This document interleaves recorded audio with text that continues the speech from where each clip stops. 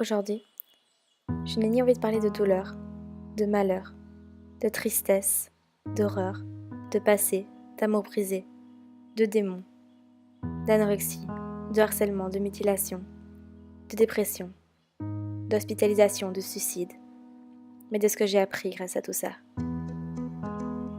J'ai appris que dans la vie, même si on était au bord du gouffre, il y avait toujours de l'espoir. J'ai appris que les personnes qui s'en allaient de notre vie pour des conneries ou sans explication, il ne fallait pas les pleurer ni essayer de les récupérer, parce qu'au fond, si elles partent, c'est que c'est mieux comme ça. Ce n'est pas des personnes nécessaires à notre bonheur. Certes, ça fait mal sur le moment, mais si elles partent, c'est qu'elles ne le méritaient pas.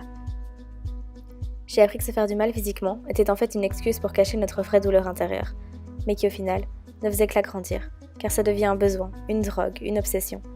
Alors ça nous rend encore plus mal que ce qu'on était déjà.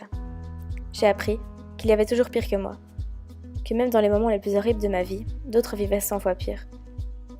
Même quand je me disais que c'était impossible tellement ma douleur était forte et puissante, eh bien, si ce n'était pas 100 fois, c'était au moins 3 fois plus fort.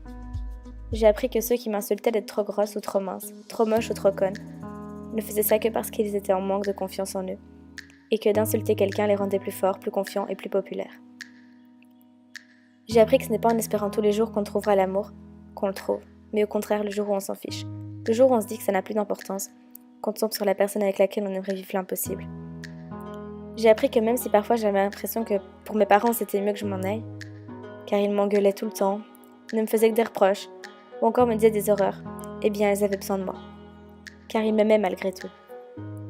J'ai appris, en 16 ans de temps, en 16 ans de malheur, qu'il y avait toujours du bonheur dans chaque petite chose, mais qu'à cause de toutes les choses immondes qui nous arrivent, on en devient aveugle. On ferme les yeux inconsciemment sur les choses qui nous rendent heureux, tellement les choses qui nous rendent mal prennent de l'ampleur.